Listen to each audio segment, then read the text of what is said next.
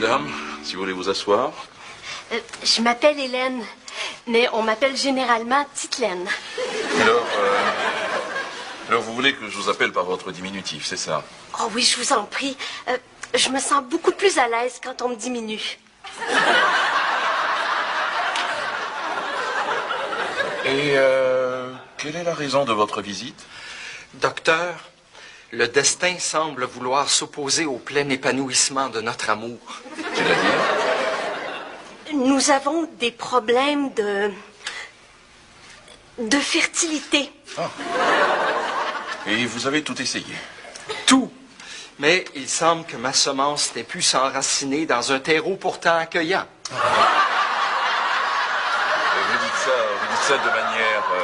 Vous dites ça de manière très poétique. Ah non, non, non, je le dis tel que c'est. Avec l'été pourri qu'on a eu, les choux que j'ai plantés ont jamais voulu pousser. Les choux?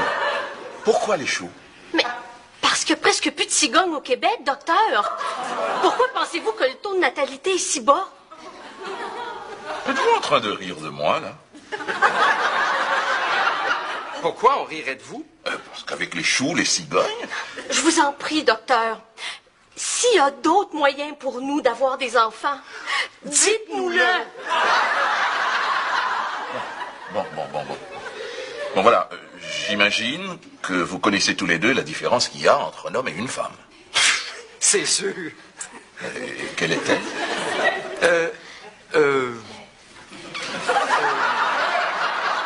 Commence donc, mon amour. L'homme a une grosse voix et la femme une petite voix. Mais encore.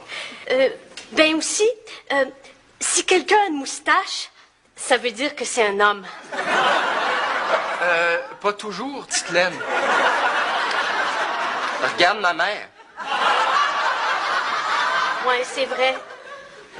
Juste un instant, je vous prie. Un instant.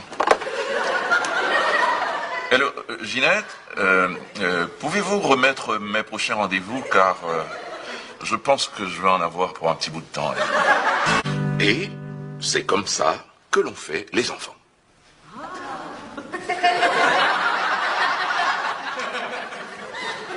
Vous avez compris? Avez-vous des questions? Madame Titelaine.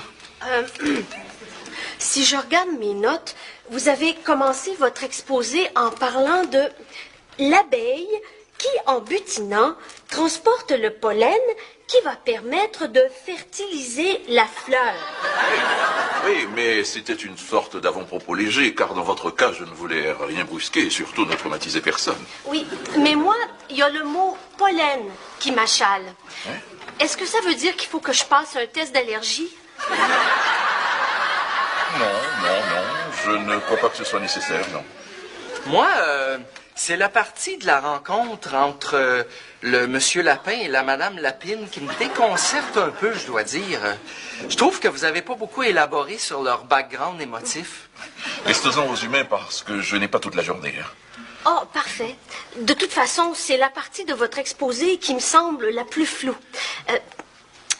Est-ce que vous auriez une traduction française pour le mot suédois que vous avez employé? Quel mot suédois? Orgasme. Et lorsque vous avez parlé de utérus, on parlait bien du centurion romain dans Astérix et Cléopâtre? Puis, le fameux clitoris. C'est-tu une vivace ou une annuelle, ça? Oh, et d'autre part, vous avez aussi dit, et là je vous cite, que le papa plante sa semence tel un jardinier. Donc là, si je comprends bien, pour des raisons d'hygiène, vous préconisez l'utilisation de gants de caoutchouc? Eh bien, certains emploient le caoutchouc, oui, mais seulement lorsqu'il s'agit d'une répétition. D'une répétition? Oui, c'est-à-dire un entraînement à faire les enfants, si vous voulez. Et d'ailleurs, la sorte de gants qu'ils utilisent n'a qu'un doigt. Je vous suis pas. C'est dire, monsieur Dubuc, que vous n'aurez pas à utiliser vos mains. Ouais, quel instrument utiliser dans ce cas-là? Monsieur Dubuc, n'avez-vous jamais eu de raideur au bas-ventre? Ah, vous voulez dire une sorte de crampe dans la région des bobettes? Oui. Oui, effectivement, ça m'est déjà arrivé, sans que je sache pourquoi d'ailleurs. Je dois avouer que c'est assez inconfortable. Hein? Ben là, reste pas comme ça, Jean-Louis. Fais-toi soigner. Ben là, j'ai essayé, mais il n'y a pas un chiro qui a voulu me craquer là. Ben là, aidez-nous, docteur. À date, vous avez rien fait pour aider à redorer le blason du système de santé québécois. Mais pourquoi vous ne couchez pas ensemble tous les deux? Puis, penses-tu que t'es enceinte? Je le sens pas bouger, en tout cas. Ben là, pourtant, ça fait quand même 1h30 au moins, hein, qu'on couche ensemble. Je commence à avoir des doutes sur sa méthode, moi. Comment ça? Ben, tu sais, coucher ensemble. T'as-tu déjà mis un de tes toutous enceinte pour autant, toi? Tu sais, t'as peut-être raison, hein? Après tout, mes parents, ils m'ont eu, même s'ils faisaient chambre à part. Jean-Louis? Quoi? Je pense que j'ai une contraction. T'es-tu sérieux? Fausse alerte. C'est le rôti de porc qui a de la misère à passer.